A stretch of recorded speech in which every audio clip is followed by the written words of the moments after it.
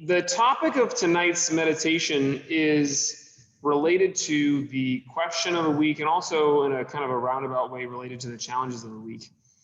And the question of the week I really like because it's a great question, like all of the question of the weeks. But this one is, if you could change the world, if there was one thing that you could change about the world, what would it be?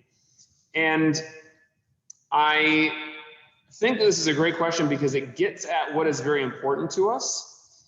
And this is an important thing to continue going back to. What is really important to me?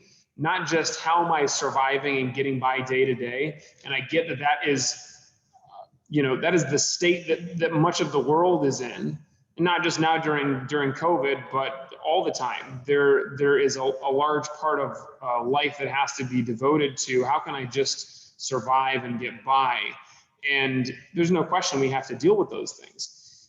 And yet, when you have that luxury, or when you create that luxury for yourself of time, even if it's just a few minutes a day, delve into those deeper areas and ask yourself, really, what is truly important to me? So this question gets at that because if you are, for example, like if you are a kid, and I know this because I asked this question to the youngest kids class yesterday. Like the kids know what's up. And I said this earlier today. Basically, if you're a dog or you're a kid, you've got the right attitude towards life. All the rest of us have it wrong. Because they're not just thinking about themselves. So this question, of course, is pointing us in the direction of, if I put myself in the space of everybody else, or if I put myself in their shoes, or I'm imagining what other people need or what other people want, then that's how I'm going to get to this question, right? But I would have thought that a kid asked this question, like, what one thing would you change? Would at least have the thought for a moment of, I would change the world so that I would get all the ice cream that I could possibly eat, or something like that. But all of their answers were like, I would change the world so that everybody who has an animal would take great care of them. All of the animals in the world are treated well. This is like a 6-year-old, 7-year-old kid. Another one was, I think, a 5-year-old kid. I would change the world so that everybody had all the homeless people in the world had a place to live, rent-free. And I thought, that's great. Can you get me a place to live rent-free? That sounds amazing. But their answers are like that because of where they're coming from. We have to hear the question, check where our impulse comes from, which is usually just some kind of an ego, self-centered instinct, which is what we have a tendency to walk around in our day-to-day lives acting from the ego, from what is good and important for me. And we have to check that and think, like, we have to really consciously put ourselves in that situation. But I think this is something that comes more naturally for somebody who has not built up all of that baggage and all of that junk in the way. So, you come home from work and maybe your dog was spending all day long just really anxious, like, when are they coming back? Are they ever coming back? Is this my life from now on, alone in this house by myself? But as soon as you walk in the door, they forgot about all that. There's no, like, your dog looking at you like, how could you do that to me? Your dog is just happy to see you, and they're just in the moment right there, right? They're not caught up in their own attachments and their own ego mind like we are. This is the curse of being a human being. But we're not born with it, right? A child naturally just channels the big picture. What is more important? And of course, on the other hand, or another way of looking at it is they're always very much in the present and focused on, the moment. But they are not thinking about themselves insofar as everything comes down to, how am I going to survive? How am I going to get what's due to me? How am I going to get what's best for me? So a lot of our practice is about kind of unlearning those things that we've learned and those things that have made us so cynical and so self-focused and self-centered, and allow us to connect back to the big picture. This is what meditation is for. Meditation is allowing those things to dissolve, to disappear from us, and then we're left with that new kind of consciousness, that new state of mind, that new perspective. And this is part of what I want to talk about tonight. So if you look at the news, or you look at the way that things are constantly presented to us, and don't get me wrong, I'm not saying that you should not listen to the news or trust the news, because I'm not one of those people. You should trust the news. It's mostly accurate. But if you look at that, and that is the only way that you look at the world, you would think that everything is going to hell in a handbasket. The whole world is totally screwed, and it's a miracle that we're all alive. Now that part I agree with. It is a miracle that we're all alive. In fact, everything is a miracle. Every single thing is incredibly miraculous. But that's not just my perception. It's reality. The world is by most metrics, by most measurements, significantly better today than it was 10, 20, 30, 40, 50 years ago. Massively better than it was 100 years, 1,000 years ago, because of all of the developments in technology and in society. Yet, maybe a big reason for why we are constantly feeling like things are going downhill is because as a society and as individuals, we are focused on the things that can be fixed and must be fixed if we're going to make progress. But that is not usually our experience of the world. Our experience very often is things are bad and they're getting worse. If you have something bad happen to you, you lose your job, your president loses the election, whatever, then you are directly experiencing something that is getting worse for you, and therefore your perception will be that things are getting worse. It only takes a couple of these things for your perception to be that everything's getting worse. And the other part of this is that, yeah, some things are getting worse, and we should absolutely do something about those things. And some things are always getting better. As I said before, the scale is usually tipped in favor of things are getting better. But maybe for us, we've been kind of sailing along, and then a couple of bad things happen, and all of a sudden we start to freak out, and we're like, things are getting worse. Things need to change. So recognize, first of all, that is not really what's happening in the world, and that is not really what's happening even for you. There are things that need our attention as individuals and in a society, and we need to do the work to make things happen. And that is the general thrust of this talk, actually, is about the change and the progress that we need to make and how to do that. But we have to recognize that our experience of our life and of the world is the place that we're going to act from.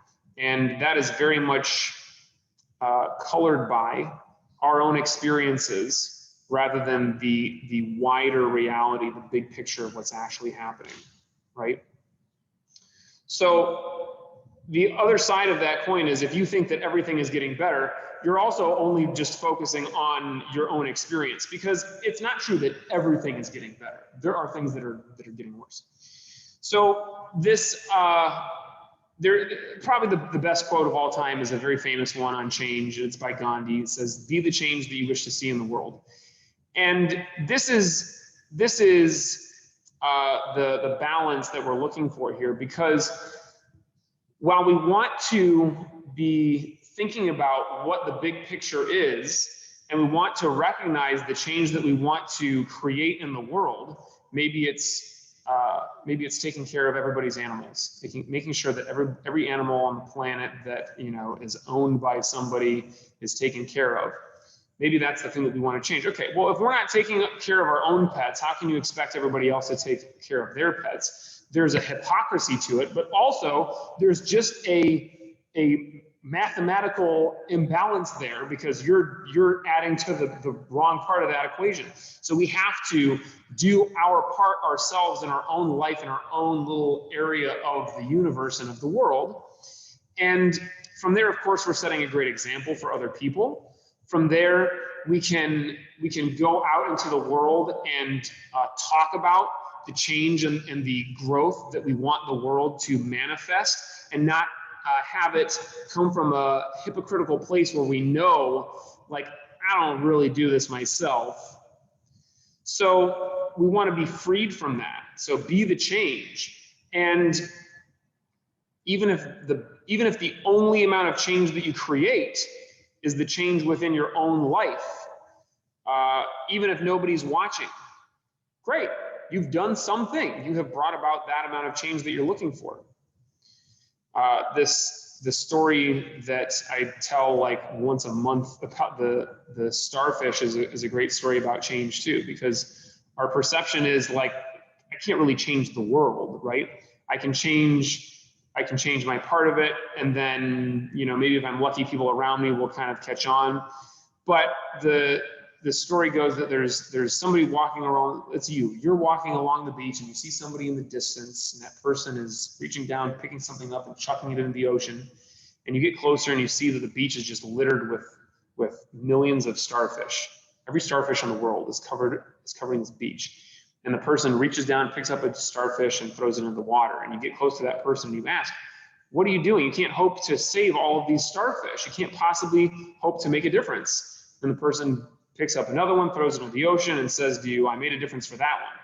And this is how we want to look at our goals, for example. So we've been talking a lot about goals recently, and if you only see the end result, you only see all of those millions of starfish, and you see the impossibility of the task, like I can't possibly do this, then you're not even going to try to take the one starfish and throw it in the water, right? So we have to break our goals and break our big goals for the world down into small, manageable chunks, one starfish at a time. And when we do this, again, we start getting momentum, and then other people jump on, and then all of a sudden this is, we have a movement. And it's true. You cannot do anything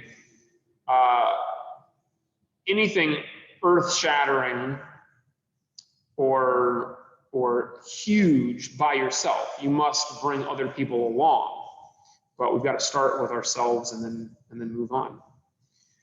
So there's another quote. This is the quote that we used to post this week on social media that Miss Macy pitched. Change is never painful. Only resistance to change is painful. That's from the Buddha, another pretty wise person. So this is absolutely true.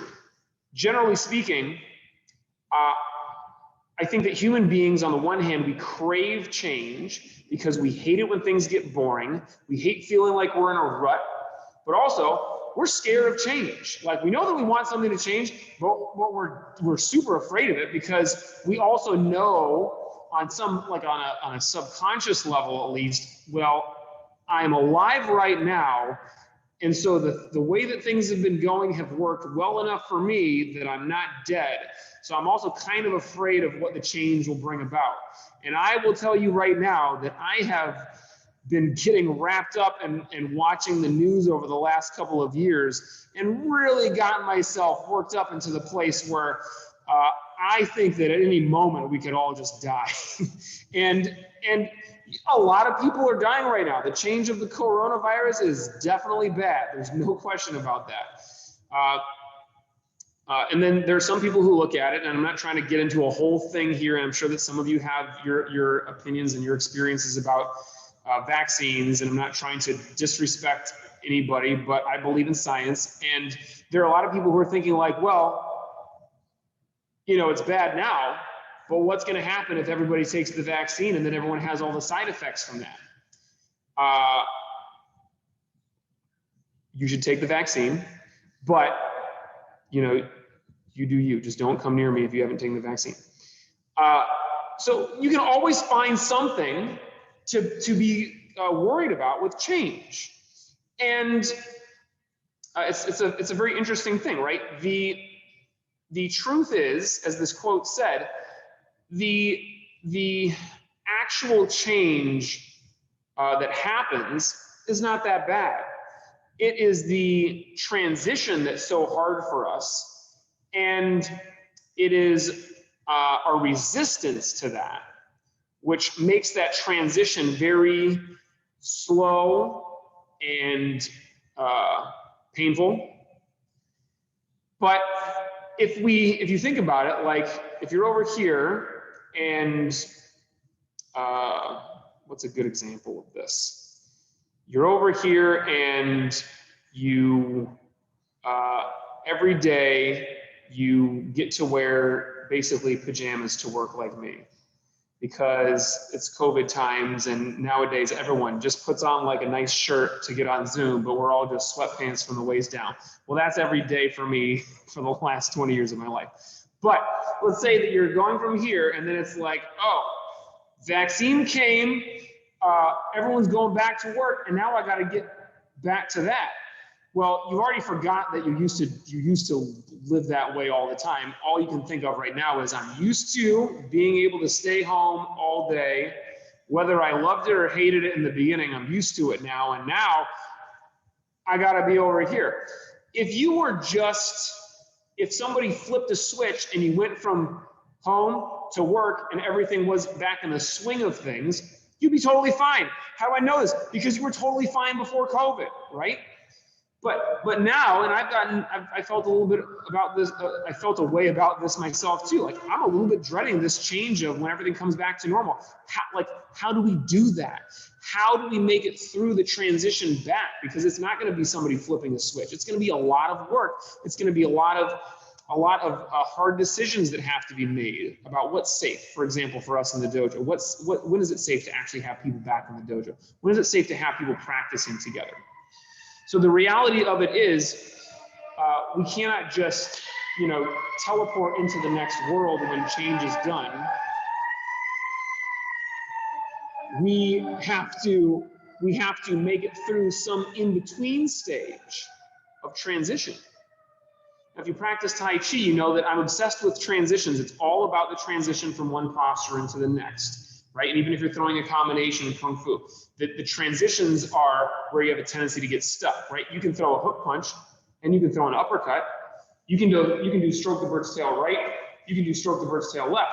But the space between those things is where there are lots of details and lots of areas that we could get tripped up in a very short amount of time. This is what transition is. So to be able to gracefully transition from A to B, whatever those things are, is a massively important skill set.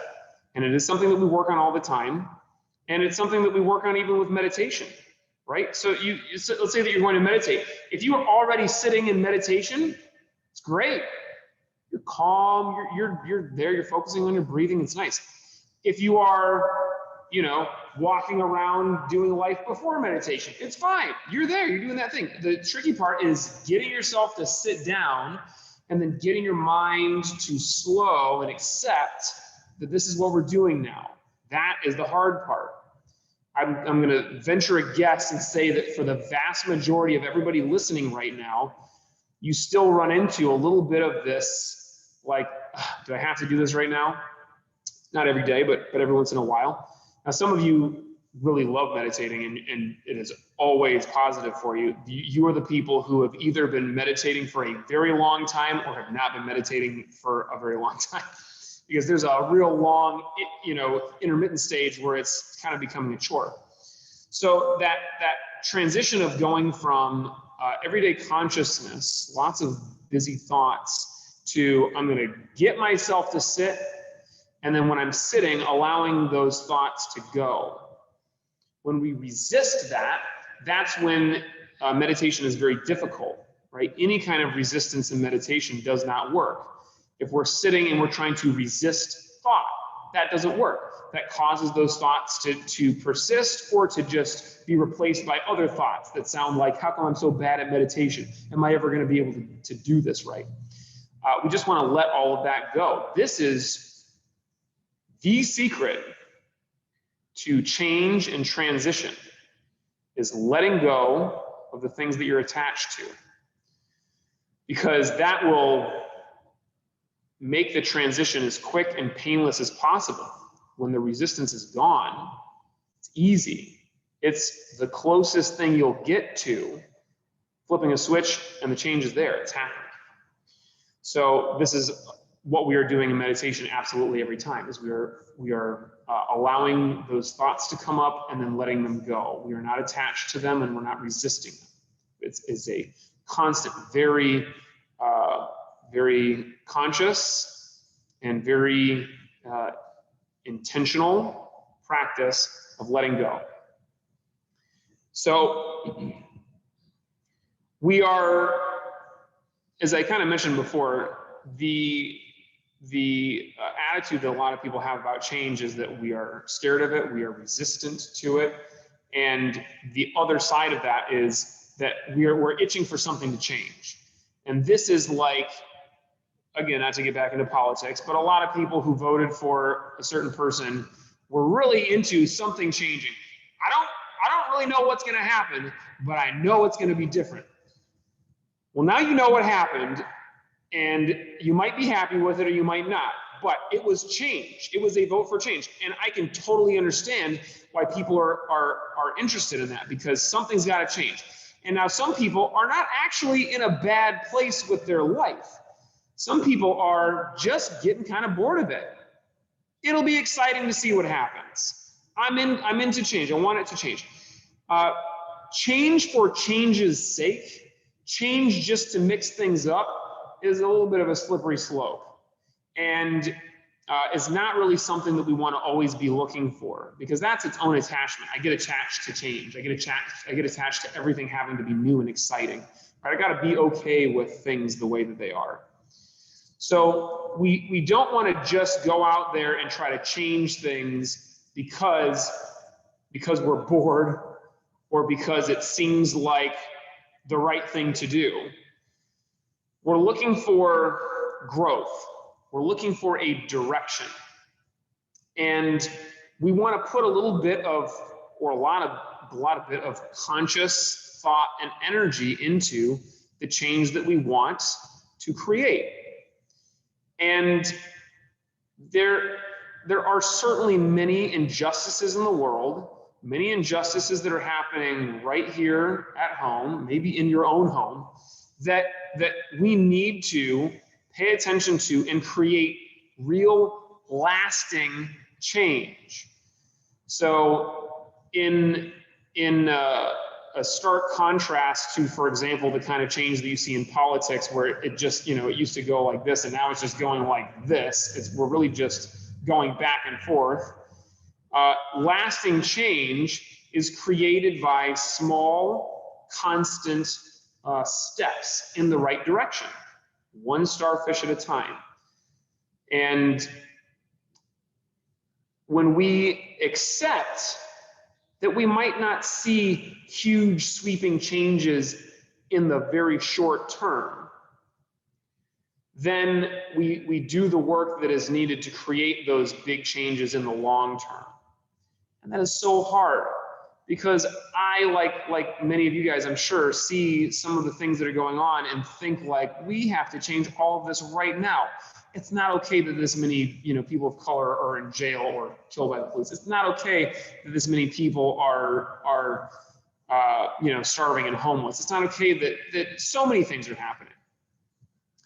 And so our tendency is to get real riled up about it, and then to go out there and be like, "Gah, things are bad," and "Gah." So we should get angry, and then we should immediately take that anger and turn it into real action that has a direction that is lasting. So I'm not going to tell you that you shouldn't get angry, you shouldn't get got, because you should, especially if these things are happening to you and to the people that you know and that you care about, of course. And recognize that just going ga is not really going to make the lasting change that we want. So feel that energy and channel it, turn it into something. And I'm not going to tell you, again, there are people listening to this that have, the totally opposite political view or mindset about whatever else. And I want you, look, change in the right direction is inevitable. I believe this. I'm an idealist, but I absolutely believe that if everybody has the right intentions, you could be on opposite sides of the same thing. If we have the right intention to change the world for the better, it will happen for the better, and it will likely not be in exactly the way that one camp wants it to be or the other camp wants it to be. It's going to be something in between. But if we have that kind of attitude and we are willing to work together and create that change over time, we are absolutely destined for greatness. And to bring it back to what I was talking about more in the beginning, about like thinking about things in the big picture, but also doing our little job in that. This is how I see meditation. This is how I see meditation for myself, and this is how I see meditation for everybody else. There's no question that meditation will have huge benefits for you in your life. It will make you more mindful and peaceful. It will make you happier and all of that. But if you're meditating only for yourself, there's going to be a time where you start to feel like, I've done enough of that. I'm not getting as much of it. I'm not seeing the huge improvement in my personal life that I used to. So I'm just going to kind of taper off or maybe stop meditating. But if you switch your perspective on that, or switch your intention to now be focused on, I'm meditating for everybody else. I'm meditating so that I can be my best person for everybody else in my life. But I'm also meditating for just the raised consciousness of the planet, of the universe. I'm doing my little part. You will never run out of motivation for that, because there will never get to a point where everything is perfect. And you're going to have a little bit more, sometimes it's going to feel like pressure. Like, I got to sit and have a great meditation right now because the whole world is riding on this meditation. But you're going to have again, a more intentional and kind of intense in the right way kind of meditation, where it's not just about you. And, if your meditation isn't great, it's fine, because it's not that important in the first place. You put it in terms of like, I'm doing this for all of humanity and dogs and all the other animals in the world and aliens and whatever else, then this meditation has some real heft to it. And this is true of any change that we make. Meditation on one hand will seem incredibly small. I'm literally sitting here and breathing. How much is that really going to change? If you zoom out far enough and you see all of the things that will manifest from your meditation, and the way that you become different, and the way that you transform the lives of people around you, and all of that, it is a massive outcome, a massive transformation and growth. But maybe not just over one meditation. So consistency, right? Consistent small steps. The same way that we're going to see big improvement and growth in ourselves is the way that we're going to see it in the rest of the world. So when you sit to meditate tonight, this is your intention. I'm going to change the world with this meditation. and then change it again with your next meditation. I'm going to change the world with this breath by focusing as intently as I can, by being totally in this moment. I'm going to change the world. Sit comfortably.